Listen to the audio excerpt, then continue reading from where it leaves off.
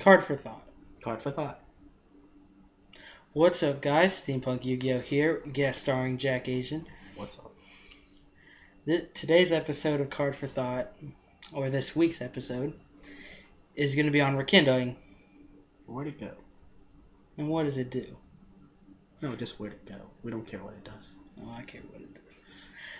Anywho, rekindling, one of the best spam cards ever. Fallen into obscurity. Not being spammed anymore. Has it been washed away, so to speak, by mermails? Or evil swarms. I mean, okay, this is more your subject. So, rekindling. When Cosmo Blazer came out, it was the fire set.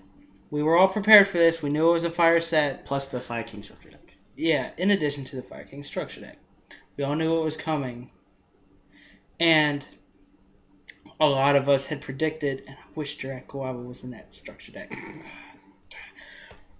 And we all were predicting that the Fire King's deck would be a deck out of a deck. You know, you could just buy 3 and put them all together with some good cards and be like, I'm going to go win this YCS, this Fire King deck.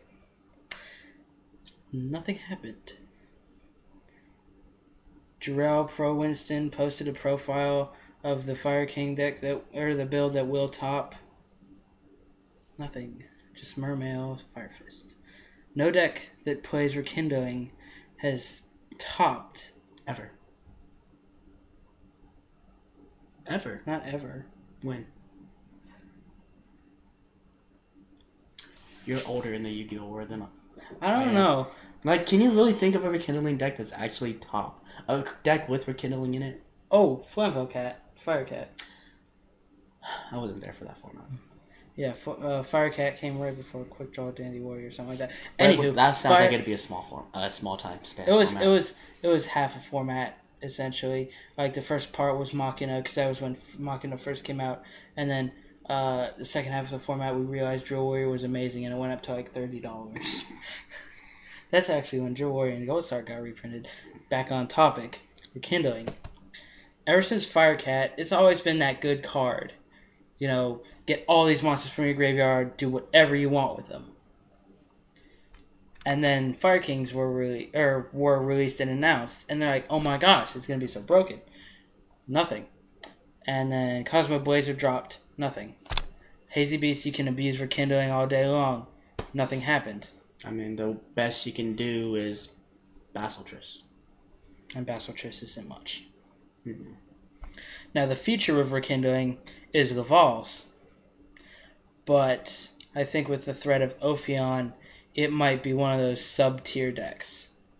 Laval Quasar is great, but access to Quasar is not. It's very scarce of a card.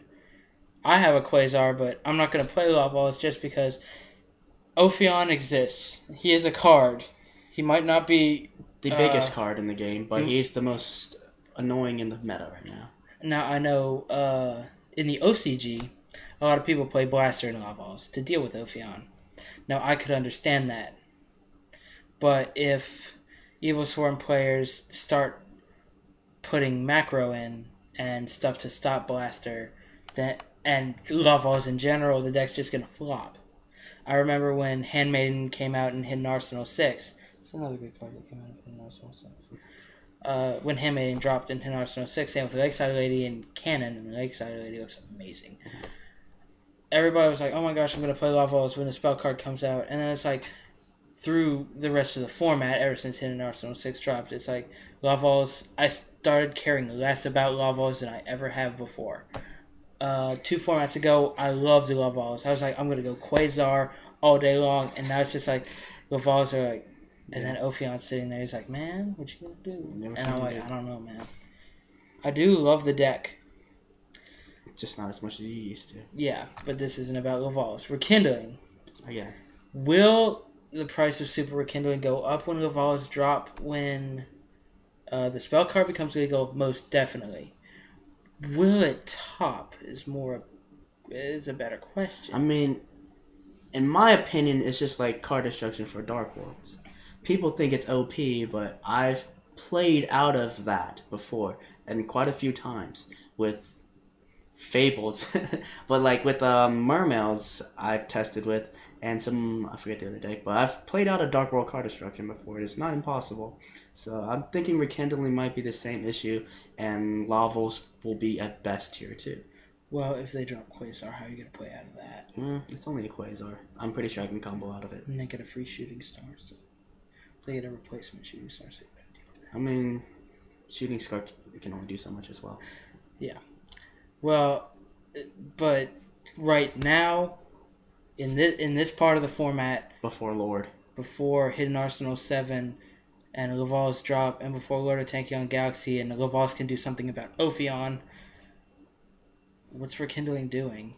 It's just sitting there. It's one of the best commons in the game, and it's like, yeah, no, but like, it's not only that, but like we haven't even seen anyone testing with it on DN or Yu-Gi-Oh! Pro. It's like people realize that it's not that great a card, or is people just forgetting about it? Like, I don't see it anymore. No more Lavals. No more. I don't see Laval's either. Like, I remember when I used to play on DN, like with spellbooks or whatever, before Divine Judgment dropped. I used to see Red Nova Lavals, and they go for Red Nova MB55, and now it's like just nowhere. I mean, I hate those builds of Lavals in general, but it's like people just gave up. They're like, man, I want to play Mermails. And it's like, where's the love for Rekindling? I really do love Rekindling. It's such a good card. But now it's just like, not much can be done. Rekindling, what does that do? Mm-hmm. Stardust, how did you put that on the field without Starlight Road? It's like, oh, I synchro for it. Oh, I don't know what that is, but okay. Yeah, it's going to be one of those things that people are going to forget. Card for thought. Card for thought. Remember to rate, comment, and subscribe. See you later, YouTube.